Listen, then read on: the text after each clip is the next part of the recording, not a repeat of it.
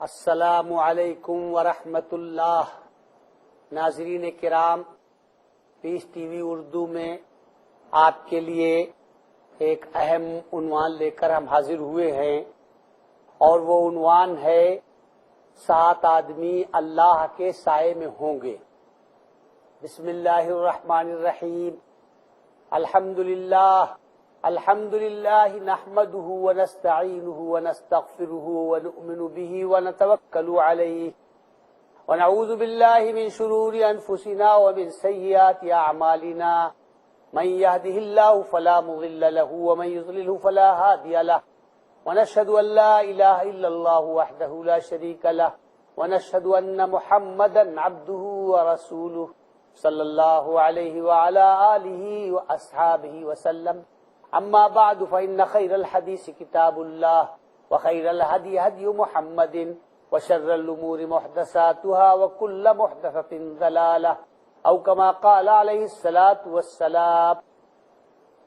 7 آدمی اللہ کے سائے میں ہوں گے، یہ حدیث شریف کے شروع حصے کا ایک ٹکڑا ہے۔ رسول اللہ صلی اللہ علیہ وسلم نے فرمایا، 7 یظلہم اللہ فی ظلہ یوم لا ظل الا ظلہ۔ 7 آدمی اللہ تعالیٰ اپنے سائے میں لے گا جس دن کوئی سایہ نہیں ہوگا سوائے اللہ کے سائے کے۔ پہلا آدمی امام عادل، انصاف کرنے والا حاکم۔ حاضرین، انصاف کی کتنی ضرورت ہے۔ انصاف نہ کرنے کی وجہ سے جرائم بڑھ رہے ہیں، ظالموں کو چھوٹ مل رہی ہے، اور مظلوم کی اشک شوئی نہیں ہوتی، مظلوم کے آنسو پوچھنے والا کوئی نہیں ہے۔ اگر دودھ کا دودھ اور پانی کا پانی کر دیا جائے اور انصاف سے کام لیا جائے تو جرائم رک جائیں اور ظلم کا سلسلہ دراز نہ ہو پائے۔ جب انصاف ہوتا ہے، اور جب انصاف ہوتا تھا، تو انصاف نے ایسے ایسے کرشمے کر دکھائے ہیں کہ آج دنیا ان کا تصور نہیں کر سکتی۔ گدا کو بادشاہ کی صف میں اور بادشاہ کو گدا کی صف میں انصاف نے لا کر کھڑا کر دیا۔ خجند ایک ریاست ہے جو روس کے علاقے میں ضم ہو گئی تھی، اس کے بعد پھر وہ علاقے اب آزاد ہو گئے ہیں۔ تو انہی علاقوں میں ایک علاقہ ہے خجند۔ تو خجند کے اندر ایک بادشاہ تھا، سلطان مراد۔ اس نے جامع مسجد بنوائی، اور جامع مسجد کی تعمیر کے لیے جو اعلیٰ درجے کا معمار تھا اس کو مقرر کیا۔ 3-4 سال کے عرصے میں وہ جامع مسجد بن کر تیار ہوئی۔ کروڑوں روپے اس میں لگے، اور مختلف جگہوں سے اور مختلف ملکوں سے اس کے لیے مختلف قسم کے پتھر اور مختلف قسم کی لکڑیاں لائی گئیں، کیونکہ بادشاہ کا یہ حکم تھا کہ عمدہ قسم کی شاندار مسجد بنے، اور چاہے جہاں سے اس کے لیے سامان مہیا کیا جائے۔ 3 سال کے بعد جب مسجد بن کر تیار ہوئی تو معمار سلطان مراد کے پاس حاضر ہوا اور کہا کہ بادشاہ سلامت، مسجد بن گئی ہے، آپ تشریف لے چلیں اور دیکھ لیں، اگر آپ خوش ہو گئے تو ہماری نسلیں مالا مال ہو جائیں گی، نہال ہو جائیں گی۔ بادشاہ اپنے وزیر کے ساتھ مسجد دیکھنے گیا تو بادشاہوں کے کان ہوتے ہیں، آنکھیں نہیں ہوتی۔ مسجد تو بڑی شاندار تھی، لیکن وزیر کو معمار سے کچھ پرخاش تھی۔ پہلے سے وزیر کے دل میں کچھ معمار کی طرف سے کینہ غبار تھا، تو اس نے بادشاہ کے کان بھر دیے اور کہا کہ یہ 2 گنبد جو مسجد میں ہیں وہ ایک سیدھ پر نہیں ہیں، اور تعمیر کے اصول کے اعتبار سے غلط ہیں۔ بادشاہ نے سن تو لیا، آنکھوں سے دیکھا نہیں۔ غصہ آ گیا بادشاہ کو، اور اس نے حکم دیا، اور معمار کا ایک ہاتھ کاٹ لیا گیا۔ اب معمار کے ہاتھ سے خون جاری ہے اور خون بہ رہا ہے، اور وہ ایک ایک آدمی سے کہہ رہا ہے کہ میں نے کیا قصور کیا جو میرا ہاتھ کاٹا گیا، مگر کسی کو ہمت نہیں تھی کہ بادشاہ سے پوچھ سکے کہ اس غریب معمار کا قصور کیا ہے۔ کسی نے کہا کہ تم کہیں نہ جاؤ، تم کو کہیں پناہ نہیں ملے گی، تم سیدھے قاضی کے پاس چلے جاؤ، وہ قرآن کی روشنی میں فیصلہ کرتا ہے، وہاں انشاءاللہ دودھ کا دودھ اور پانی کا پانی ہو جائے گا۔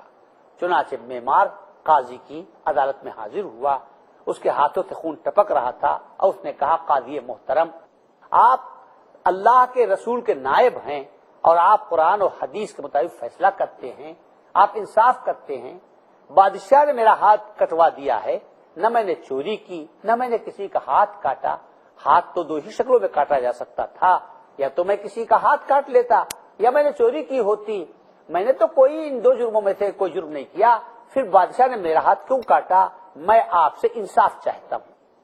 قاضی نے بادشاہ کو اپنی عدالت میں طلب کیا۔ اب بادشاہ اور وہ معمار دونوں ایک صف میں کھڑے ہو گئے، ایک ہی صف میں کھڑے ہو گئے محمود و عیاض، نہ کوئی بندہ رہا اور نہ کوئی بندہ نواز۔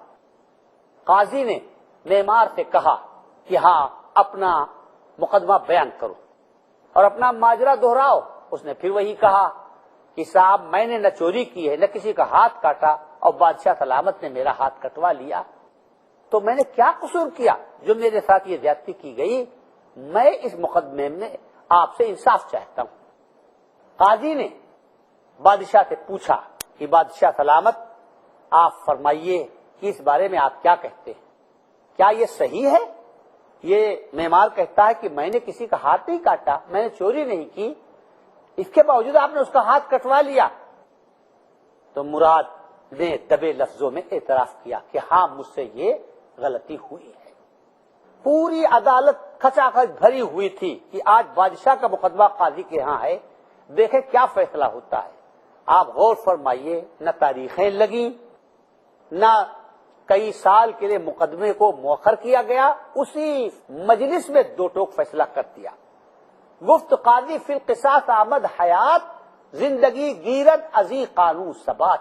قاضی نے کہا قرآن کریم، جب آپ نے جرم کا اقرار کر لیا ہے بادشاہ سلامت کہ آپ نے بے قصور اس کا ہاتھ کاٹا ہے، تو قرآن کریم میں ہے وَلَكُمْ فِي الْقِصَاصِ حَيَاتٌ يَا أُولِي الْأَلْبَابِ، کہ بدلہ لے لینے ہی میں زندگی، لہذا آپ کو معمار کو بدلہ دینا پڑے گا۔ آپ کا خون معمار کے خون سے زیادہ رنگین نہیں ہے، معمار کے خون میں سرخی کم اور آپ کے خون میں سرخی زیادہ نہیں ہے۔ قرآن کریم کے اصول کے مطابق آپ کو معمار کا بدلہ دینا پڑے گا۔ اب قاضی نے دو ٹوک فیصلہ کر دیا۔ بادشاہ سوچتا تھا کہ اگر قاضی نے میرے خلاف فیصلہ کیا تو میں اس کے خلاف انتقامی کارروائی کروں گا، لیکن پوری عدالت ہزاروں انسانوں سے کھچا کھچ بھری ہوئی تھی، اور عدالت میں جو حاضرین مسلمان تھے سب کی پیشانی پر یہ لکھا ہوا تھا کہ اگر آج بادشاہ نے قرآن کے حکم کے سامنے سر نہیں جھکایا تو بغاوت ہو جائے گی۔ بادشاہ ڈر گیا اور اس نے اپنا آستین سمیٹی اپنے ہاتھ سے اور قاضی سے کہا کہ لیجئے قرآن کریم کے حکم پر میرا ہاتھ حاضر ہے، اور آپ میرے ہاتھ سے معمار کے کٹے ہوئے ہاتھ کا بدلہ لے لیجئے، یعنی معمار کے ہاتھ کے بدلے میرا ہاتھ کاٹ لیجئے۔ بس اتنا کہنا تھا کہ معمار کی خوشی کا کوئی ٹھکانہ نہیں رہا۔ یا تو معمار کو کوئی پوچھنے والا نہیں تھا، یا معمار کے بارے میں بادشاہ سے کوئی سوال کرنے والا نہیں تھا، اور یا آج بادشاہ کا ہاتھ معمار کے بدلے کے لیے آستین سے باہر ہے۔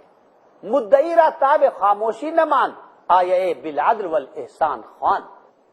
تو معمار نے کہا قاضی محترم بس مجھے یہی دیکھنا تھا۔ ان اللہ یامر بالعدل والاحسان، اللہ عدل کا حکم دیتا ہے اور احسان کا حکم دیتا ہے۔ آپ نے عدل کر دیا، یعنی بادشاہ کو میری صف میں لا کے کھڑا کر دیا، اور آپ نے فیصلہ کر دیا کہ بادشاہ کا ہاتھ میرے ہاتھ کے بدلے میں کاٹ دیا جائے۔ بس مجھے یہی دیکھنا تھا۔ اللہ تعالیٰ عدل کا بھی حکم دیتا ہے اور احسان کا بھی حکم دیتا ہے۔ اب میں اپنی طرف سے احسان کرتا ہوں۔ آپ نے اپنا فرض پورا کر دیا، انصاف کر دیا۔ اب میں بادشاہ کو، جو بادشاہ قرآن کے حکم کے آگے سر جھکا چکا، میں اس کو اللہ اور رسول کے واسطے معاف کرتا ہوں۔ یافت مورے بر سلیمان ظفر، سطوت آئین پیغمبر دیگر۔ کہاں چونٹی اور کہاں ہاتھی، مگر انصاف نے چونٹی کو ہاتھی پر فتح دے دی۔ یہ ہے قرآن کریم کا انصاف، یہ ہے عدل۔ تو رسول اللہ صلی اللہ علیہ وسلم نے فرمایا کہ 7 آدمی اللہ کے سائے میں ہوں گے، جس دن اللہ کے سوا کسی کا سایہ نہیں ہوگا، ان میں سے پہلا آدمی امام عادل، وہ حاکم جو اپنی حکومت کے اندر انصاف سے کام لے، وشاب نشأ فی عبادت اللہ، دوسرا وہ نوجوان کہ جس کی اٹھان اللہ کی عبادت میں ہوئی ہو۔ حاضرین، ہم اپنے نوجوانوں کی تربیت سے کتنے غافل ہیں۔ ہمارے نوجوانوں کی تربیت اور ان کی پرورش معصیت میں ہوتی، اللہ کی عبادت میں کہاں ہوتی، کیونکہ ہم ان نوجوانوں کے سلسلے میں جو اللہ کے احکام ہیں ان کی تعمیل ہی نہیں کرتے، ان کی پیروی نہیں کرتے۔ اللہ کا حکم ہے کہ جب بچہ پیدا ہو تو اس کا عقیقہ کرو، 7ویں دن اس کے نام پر اگر لڑکا ہے تو 2 بکرے اور اگر لڑکی ہے تو 1 بکرا قربان کیا جائے۔ تو جب لڑکے کے پیدائش پر عقیقے میں 2 بکرے یا 1 بکرا قربان کیا جائے گا اور گوشت اس بچے کے لیے صدقہ کیا جائے گا اور اللہ کا نام لیا جائے گا، تو وہیں سے طاعت کی بنیاد شروع ہو جائے گی، عبادت کا گویا سنگ بنیاد رکھ دیا گیا۔ اس کے بعد فرمایا گیا کہ جب لڑکا 6 یا 7 سال کا ہو جائے تو اس کو ادب سکھاؤ اور اس کو نماز کے لیے کہو۔ اب یہ دوسری تربیت ہو گئی، جب نماز میں جائے گا اور مسجد کے روحانی ماحول میں رہے گا تو برائی کی عادتیں چھوٹیں گی اور نیکی کی عادت پڑے گی۔ اس کے بعد جب 10 سال کا ہو جائے تو بستر الگ کر دو، اب بھائی بہن ایک ساتھ نہیں سو سکتے، اب بیٹا اور ماں ایک ساتھ نہیں سو سکتے، ماں الگ سوئے گی، بیٹا الگ سوئے گا، بہن الگ سوئے گی، بھائی الگ سوئے گا، اور نماز میں غفلت کرے تو اس کو مارو، اس کو تنبیہ کرو۔ اور پھر اس کے بعد جب 16 سال کا ہو جائے تو پھر اس کا نکاح کر دو، تاکہ اس کی نگاہیں نہ بہکیں، تاکہ وہ ڈاما ڈول نہ ہو۔ اور جب نکاح کر دو تو پھر کہو بھائی میں نے تجھ کو تیرا عقیقہ بھی کر دیا، تجھ کو نماز کا عادی بھی بنا دیا، اب تیرا نکاح بھی کر دیا، اب میں اللہ کے حوالے کرتا ہوں کہ اللہ تجھ کو دنیا اور آخرت کی سعادت عطا فرمائے۔ تو اگر نوجوانوں کی تربیت ہو تو ان کی اٹھان عبادت میں ہو، لیکن افسوس کہ ہم نوجوانوں کی تربیت سے غافل ہیں اور ہمارے نوجوانوں کی تربیت معصیت میں ہو رہی ہے، اللہ کی عبادت میں نہیں ہو رہی ہے۔ اور جو نوجوان عبادت کے اندر جس کی اٹھان ہوتی ہے تو اس نوجوان کی یہ فضیلت ہے کہ جس دن کوئی سایہ نہیں ہوگا اور سوا نیزے پہ آفتاب آ جائے گا، نہ آسمان کا سایہ ہوگا، نہ بادل کا سایہ ہوگا، نہ کسی عمارت کا سایہ ہوگا، نہ کسی صاحبان کا سایہ ہوگا، اس دن اللہ تعالیٰ اس نوجوان کو جس کی جوانی عبادت میں گزری اپنے خصوصی سائے کے اندر لے گا۔ تیسرا آدمی جو اللہ تعالیٰ کے سائے میں ہوگا، رجلان تحابا فی اللہ اجتمع علیہ وتفرقا علیہ، وہ 2 آدمی اللہ کے سائے میں ہوں گے جو اللہ کے لیے ملتے ہیں اور اللہ کے لیے بچھڑتے ہیں۔ حاضرین، ہمارا ملنا اور ہمارا بچھڑنا تو اپنے مقاصد کے لیے ہوتا ہے، اپنے مفادات کے لیے ہوتا ہے، اللہ کے لیے ملنا جلنا کہاں ہے؟ من آتا للہ ومنع للہ واحب للہ وابغض للہ فقد استکمل الایمان، جو اللہ کے لیے دیتا ہے اور اللہ کے لیے مٹھی بند کرتا ہے اور اللہ کے لیے محبت کرتا ہے اور اللہ کے لیے نفرت کرتا ہے، اس کا ایمان مکمل ہے۔